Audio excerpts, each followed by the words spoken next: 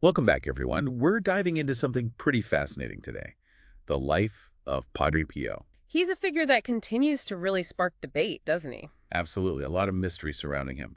Our main source for this deep dive is a YouTube video, The Extraordinary Life of Padre Pio, unveiling his mysteries and miracles.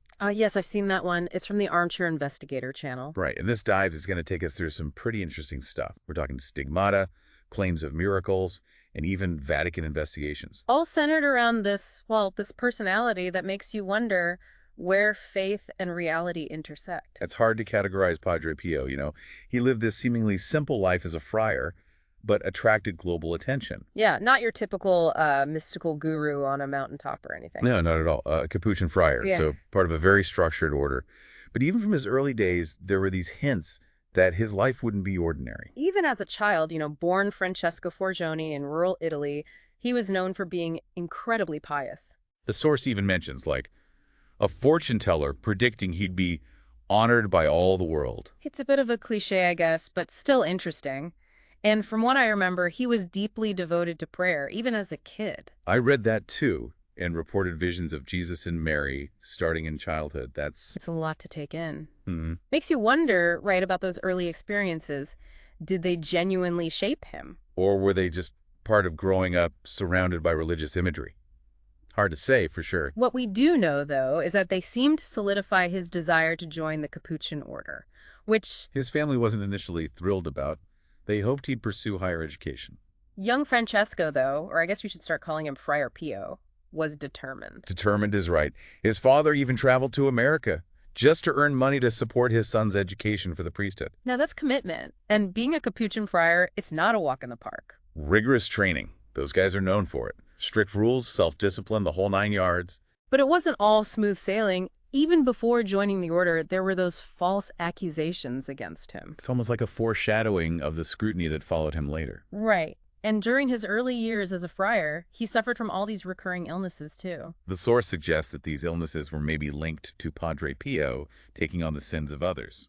Adds another layer, doesn't it? Supernatural suffering on top of an already demanding life. For sure. And it's all connected to, well, you know what's coming next, right? The stigmata, where things take a sharp turn into the unexplained. Right, the stigmata. Now, for anyone who's not familiar, can you quickly explain what that is? Basically, stigmata refers to wounds that appear on a person mirroring those of Christ's crucifixion. In Padre Pio's case. On his hands, and they became, well, a huge source of both fascination and debate.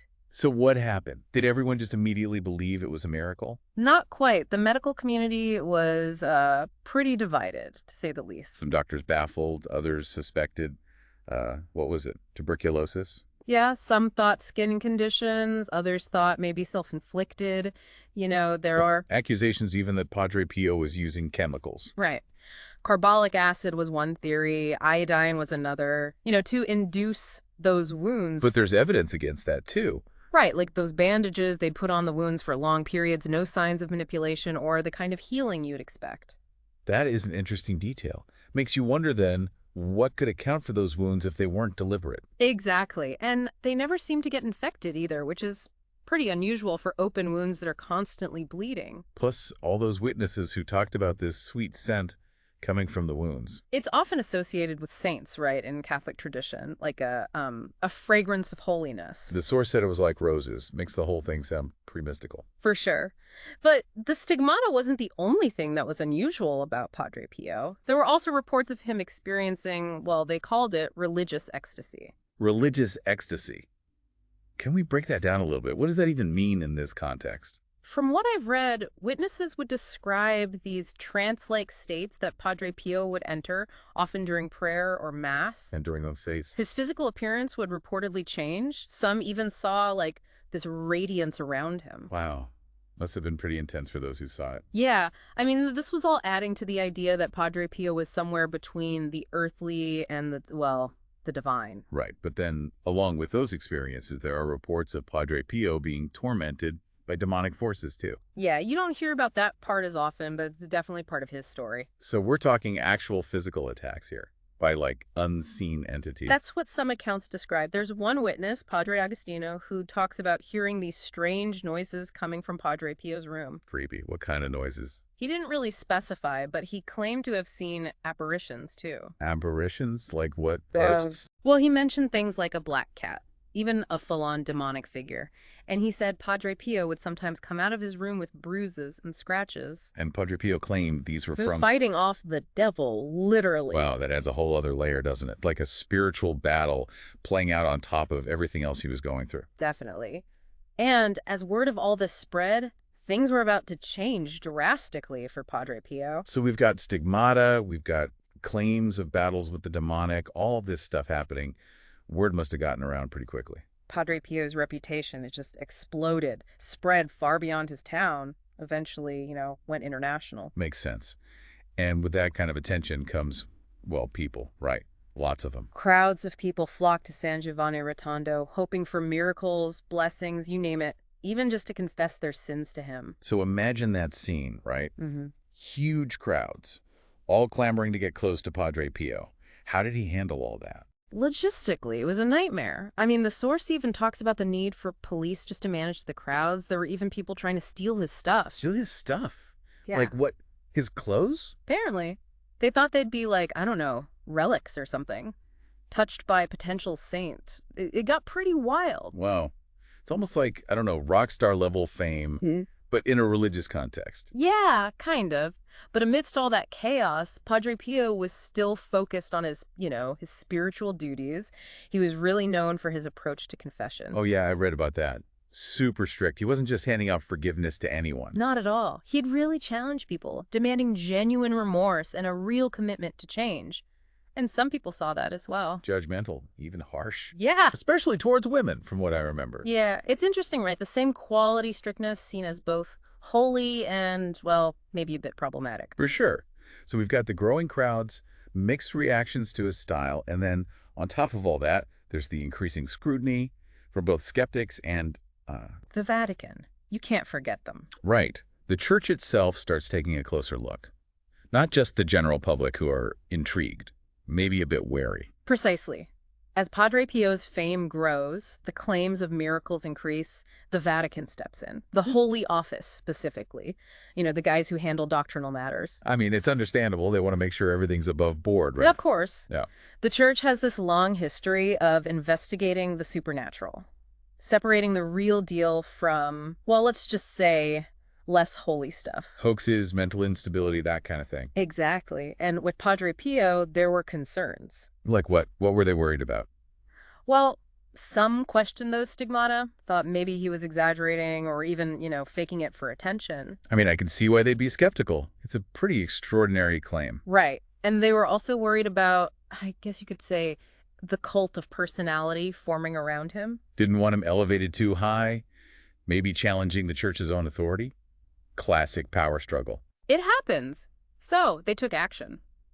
Restrictions on his ministry, limited his public masses, the confessions. Couldn't even write to his followers, right? Yeah. Which really upset him, from what I remember. He actually called it a 2-year imprisonment, stuck in the friary. But even then, with all those restrictions, the stories just kept coming. And some got even wilder. That's when you start hearing about Padre Pio bilocating. Hold on. Bilocating, you mean being in two places at once? That's the one. Multiple accounts of people claiming they saw him in other places, sometimes even other countries, while he was supposedly confined to the friary. Okay, now that's where things get really blurry. Physical reality versus, I don't know, the spiritual realm. It's hard to wrap your head around. I'm not sure if the Vatican formally investigated those bilocation claims. But they definitely kept a close eye on him. All that popularity, the fervor surrounding him, it made them nervous. And then there was that book, right? The one praising Padre Pio as, like, the messenger of the Lord. Published without the church's permission. Oof, I bet that didn't go over well. Not at all. It was seen as a direct challenge to their authority. And you know what that means. More investigations, tighter restrictions. Poor Padre Pio. It's like he's stuck between his growing fame and the church trying to control it all. It was definitely a messy situation. No easy answers. But amidst all that, there was another side to Padre Pio that was gaining momentum. His dream of building a hospital. So even with investigations and restrictions, he's still focused on helping people in a very concrete, practical way. That was Padre Pio. He wanted to create a place where people could find healing for both body and soul. This home for the relief of suffering.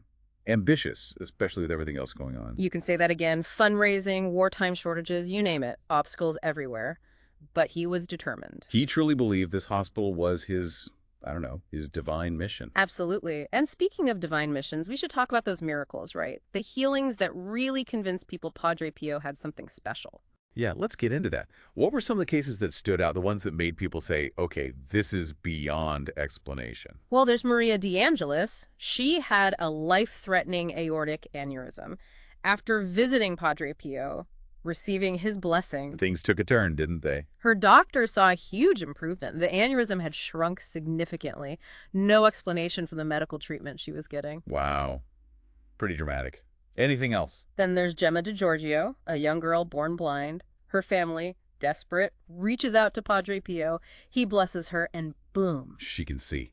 Just like that. Well, it's a bit more complicated than that. She could see, yes, but the physical problems with her eyes, they were still there. So, like, her eyes were still damaged, but she could see anyway. It's as if her ability to see was restored on a, I don't know, a deeper level, beyond the physical. It really messes with our understanding of how sight works, doesn't it? Yeah.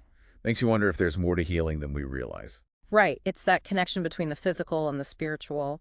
And then there's Lucia Bellodio. She had this incurable case of diabetes insipidus. Diabetes insipidus, what's that exactly? It's a disorder where the body produces too much urine. She was always thirsty, weak, constantly needing care. Sounds awful. Doctors tried everything, nothing worked. And Lucia, she was a huge follower of Padre Pio, wanted desperately to attend his mass. So she goes, and One day after confession, she collapses, unconscious for hours. And when she wakes up, she hears this voice saying, "Get up, Lucia, because you're cured." And suddenly she feels fine, completely well. no more diabetes. Just like that. Her doctors were stunned, examined her, and declared it a miracle. The diabetes gone. And she lived a normal life after that, even got married, had kids. Amazing. These stories are, well, they're pretty captivating. Hard to just dismiss them as coincidence, right? Especially with how severe those conditions were. Absolutely. But I imagine not everyone was convinced. Some people must have stayed skeptical. Of course. Misdiagnosis, psychosomatic effects, spontaneous remission, there are always other explanations. It's human nature, I guess. Something defies our understanding. And we either lean into faith or try to find a rational explanation. And with Padre Pio, there was plenty for both the faithful and the skeptical to grapple with. So we've got this figure who seems to be constantly surrounded by both immense reverence and this cloud of skepticism. How did that play out in his later years? As Padre Pio got older, his health started to decline, and there were a lot of personal losses too. Close friends, colleagues dying.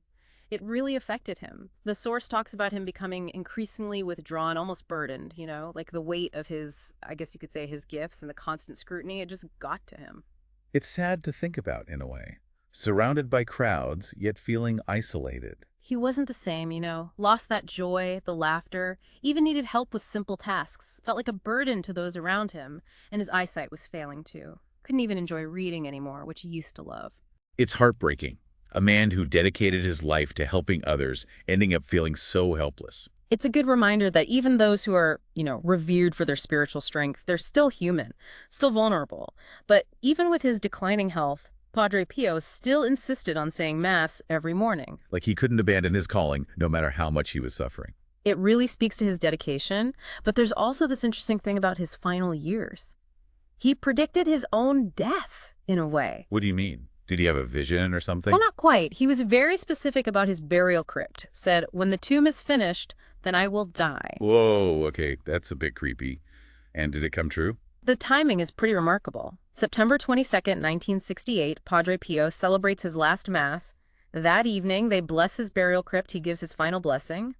The next morning, he receives his last rites, and at 2:30 a.m., he passes away. Peacefully, at 81 years old. It's hard to ignore the timing, right? It's like his life was unfolding according to this preordained plan. Adds to the mystique, doesn't it? But even in death, the controversy didn't disappear completely. What happened? Remember those secretly recorded conversations we talked about earlier? Yeah, the ones the Vatican had? Right. After Padre Pio died, rumors started spreading that those recordings had scandalous information on them, like, revealing a darker side to him. Oh, wow. That would have been a huge blow to his legacy. Were the rumors true? Well, decades later, in 2008, the Vatican released the transcripts. And what did they say? Nothing scandalous at all, just like you'd expect. Conversations about spiritual matters, no bombshells. So, a kind of vindication for Padre Pio, even after all those years. It does seem that way. And just 4 years later, in 2002, he was canonized. Pope John Paul II made it official. Padre Pio, St. Padre Pio. So the Church, after all that back and forth, finally recognized him as a true example of holiness.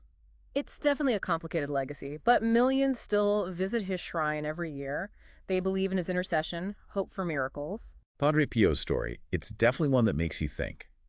Challenges what we think is possible.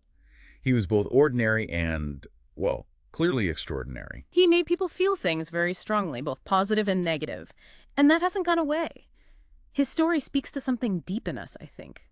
That longing for meaning, connection to something bigger, the hope for miracles. Whether you believe in the literal miracles or see them as metaphors, there's no denying the impact he had and still has. It's a story that leaves you with more questions than answers, but that's okay. It makes you think about faith, human nature, all those things we don't fully understand. Exactly. Whether you approach Padre Pio with skepticism or belief, it forces you to confront your own ideas about what's possible, about faith, about the divine, and that's powerful. It really is. Well, folks, this deep dive has taken us on quite a journey.